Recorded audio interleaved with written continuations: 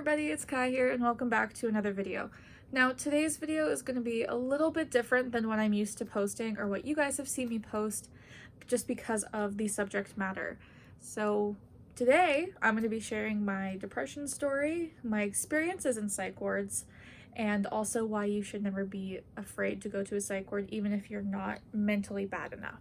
Now, really quickly before I start the video, I just want to say I am going to be talking about some serious topics like depression, suicide, self-harm, and other mental issues. So if those are going to be a trigger for you whatsoever, please click off the video. I do not want to make you feel bad in any way, shape, or form. But if you are here to learn about psych wards and what my depression story is like, then let's get on into the video. We're going to be talking about my depression story. Now, again, I apologize if I seem a little happy. I'm just trying to make this video be a little bit more lighthearted and less sad and depressing. But my depression story starts at the age of 9 when I was first diagnosed with depression.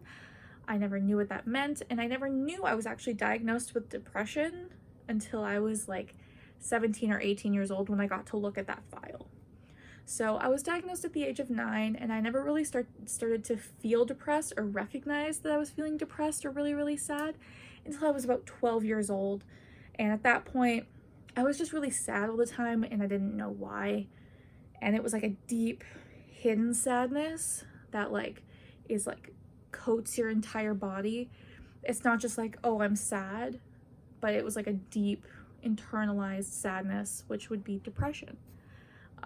And that started around age 12, and then when I was 14, around the age of 14, the depression kind of got worse, and I began self-harming, thinking about suicide, and when I was 14, I was actually admitted into a child psych ward because of those reasons. And I was able to go there for a week and get help and seek counselors and go to groups, and it was honestly life-changing because I knew that there was a place that I could go to get help. After that admission, I still had really bad waves of depression that would come over me every once in a while, and it would cause me to have to go to the child psych ward and meet with what they call a crisis counselor, which pretty much helps you when you're in one of those really bad situations where you could be a danger to yourself or for others, and they're there to help you get through it without having to do a psych ward admission. And so I met with them, I want to say 2 or 3 times a year up until I was 19 when I did my next admission. So when I was 19, I actually got admitted to the adult psych ward where I live. And let me tell you, absolutely different than the child psych ward, but it was really good because I was able to learn more mature and adult ways to help cope with my depression and my self-harm thoughts, and also my suicidal thoughts as well. And it was very helpful. And about 8 months later, when I was 20, I was readmitted into that psych ward for, again, the same reasons, for depression and everything that kind of falls with that. And once again, I was able to learn from groups, one-on-one therapies, learning from other patients that were there, and I was able to learn how to help me better. Alright, so now that you've got to hear my depression story, I thought I'd go a little bit into detail on what happens on a day-to-day basis in a psych ward and the type of people that you're kind of going to get to interact when you're there. So normally you're waking up around 8 o'clock, and that's for morning meds and for breakfast, which is nice because you get to wake up, you get to go eat, they'll give you your meds, and then you can kind of just get ready for the day. Now, some psych wards might have a group about 45 minutes after breakfast. Some won't. At the ones I went to, they would have a group, and they would do a meditation group. And it was really nice because it was your morning meditation. You'd go in there, you'd just do some deep breathing, focusing on your breath, and just kind of shutting out the world around you and working on your mindfulness. And it's really helpful. And again, not all psych wards do this, but the ones that I've experienced, they have done that. Normally after that morning meditation, which is about 30 minutes, you go, you get ready, you kind of just get ready for your first group of the day. And for us, it was a group called Healthy Lifestyles, which is where you learn how to pretty much learn anything from managing money, cooking, learning how to do like really good food skills, or learning how to be more self-confident, working on body image issues, working on social anxiety. You learn so many different things in this big group setting. And normally in this group, it's the entire ward. Majority of the patients will go to either one group or both groups or all of the groups you have in the day. So after this group, which is normally about an hour, hour and a half, again, on my ward, might not be with your ward, but after that, you'd pretty much have some free time right before lunch. So maybe you'd have like a juice cart come around, you could get some juice or some coffee, or you could go work on like a piece of art, you could read. It's just pretty much a little bit of free time before lunch, and they'll call you for lunch or they'll bring you your lunch and you'll be able to eat. And then after lunch, for me, there was a second group, and this was a more optional group. So there would be different themes. So 3 times a week, there would be coping skills. One day would be a substance awareness group, and the other one is called Wise Minds, which is pretty much just like a smaller group. So you'll have different themed groups depending on what's going on. Sometimes you might be called out for doctor's appointments during that time. Sometimes you might have a one-on-one instead of going to group. And at my psych ward, you got to choose if you went to those groups. I normally went to coping skills because that's what I was there for, and that's where I got most of my information. But some of the other groups might be more well-fitted to you. After that group, again, you had free time before supper, so you could go hang out in the TV room and watch some TV. Again, you could read or color or draw in your room. You could go hang out with the other patients. You could pretty much just relax, and it was nice. Then after that would be dinner, and then you would have visitation, so people would be able to come visit you. And again, that can vary from hospital to hospital. At my hospital, they had just opened up visitation, and they were very strict, like you had to be fully vaccinated, you had to wear a mask. Yeah, very strict rules just to make sure everyone was safe. But again, it might be different, and you might not even be allowed visitors depending on your situation or depending on your psych ward. But that would normally be visitation, and there might be some sort of a night group.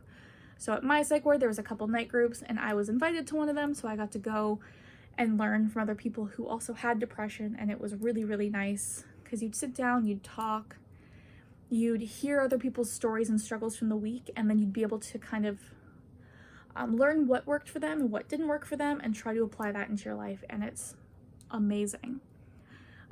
So yeah, that's visitation, and sometimes invitational group. And then around 8 o'clock, 8:30, that normally ends. And at the ward I was at, you would have night meditation. So that would be like your time to just cool down, get all those negative thoughts out of your head before you go to sleep. You'd get some tea. And then after night meditation, there would normally be a snack. Sometimes you'll get a snack, sometimes you won't. Again, depends on your ward. At mine, you'd get a snack. You'd just go into the dining hall and you'd grab a bite to eat before heading to bed. And then around 10 o'clock, it would be quiet time. A lot of people would take sleeping meds and would go to sleep.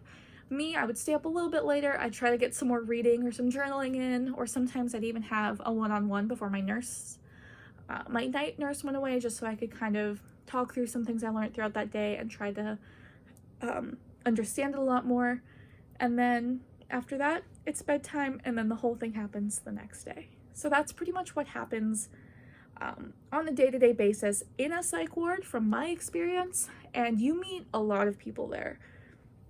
Besides just patients and the nurses and counselors that teach your groups, you're also going to see psychiatrists. You might even see a psychologist. You might see a doctor to help you with your physical health. You might see an addictions counselor. You can see so many different people when you're there, but mainly if you're just there like me for depression or something, you're mainly going to see psychiatrists, nurses, counselors. You will see a doctor that will take care of your physical body, because you might get hurt when you're there. They might need to do blood work or something, but that's pretty much everybody that you'll meet. All right, so I asked a lot of you guys on social media what you thought psych wards were like, and I have a list of questions right here beside me that I'm gonna go and answer for you guys. So the first question, is psych wards like the movies? And no, they absolutely are not. They are not that crazy or intense. I mean, sometimes there'll be a patient that's just having a really bad day and might need to go into the quiet room. But again, that barely happens. And normally the nurses and the doctors will stop anything crazy before it happens. They're really good at catching those types of things.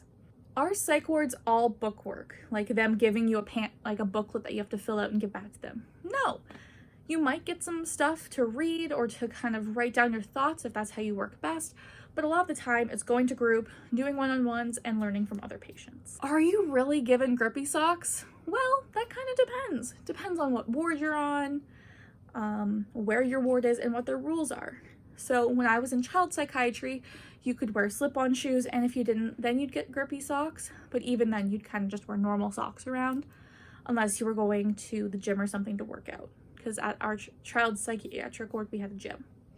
But at the adult ward, again, slip-on shoes, and if you didn't have slip-on shoes, they might have given you grippy socks, but normally they'd give you a pair of slip-on Crocs to wear.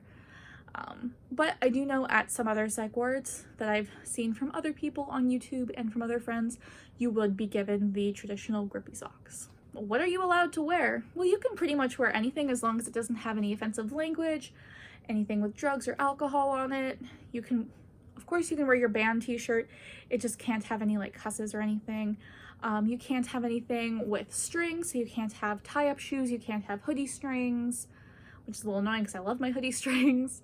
You can't have an excessive amount of zippers. Like if you have a zip-up hoodie, that's fine, but if your shirt has like zippers all up the sides and stuff, you can't necessarily wear that. And some other psych wards wear hospital pajamas, grippy socks, the traditional stuff.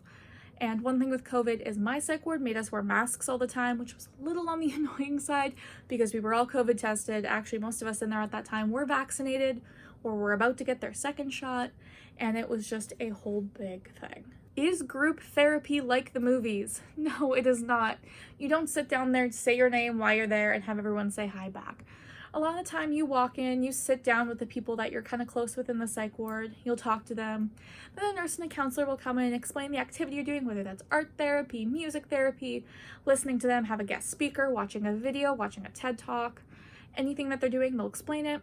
You'll do the activity or watch the video or listen, and then there might be a bit of group discussion that you can optionally do, but that's pretty much how groups work. And do you share rooms? Not necessarily. It depends on the ward you're at, and it also depends on the location of where your room is. I know some people did share rooms, some people didn't.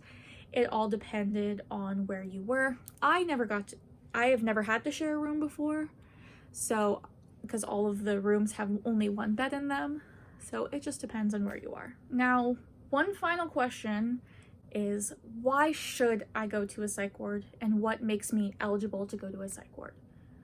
Now, pretty much any sort of mental illness or any sort of mental struggle you're going with, you can pretty much go in there. If you are going to harm yourself because of a mental issue, they might bring you in there to keep you safe and kind of help you work through and discuss what's going on mentally for you. So like depression, really high anxiety mixed with depression, stress mixed with depression, you can go in there for. Sometimes people are in there for different mental treatments. So ECT, some people might be in there because it's a safer place for them to monitor their mental health and everything.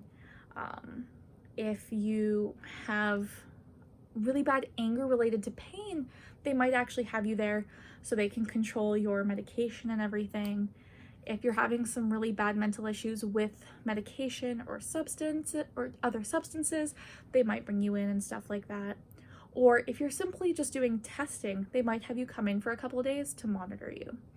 So there are so many reasons that you can go into a psych ward and why you don't need to be mentally bad. Like you don't need to be crazy, you need to be tied up in a straitjacket. You can go for something as big or little as you're struggling with. So I hope all of these questions and everything helped you guys understand a bit more about how psych wards work, to hear my story and understand why psych wards are here to help you and why you should go if you need to go. If you enjoyed this video or learned anything, make sure you give this video a big thumbs up. Comment down below any sort of questions you have or anything that you might want to see me do in the future. And also don't forget to subscribe if you aren't already. We're trying to hit 150 followers. our subscribers, and I know we can if we do our best, and if you guys subscribe down below. And I will see you guys all in the next video. Bye everybody.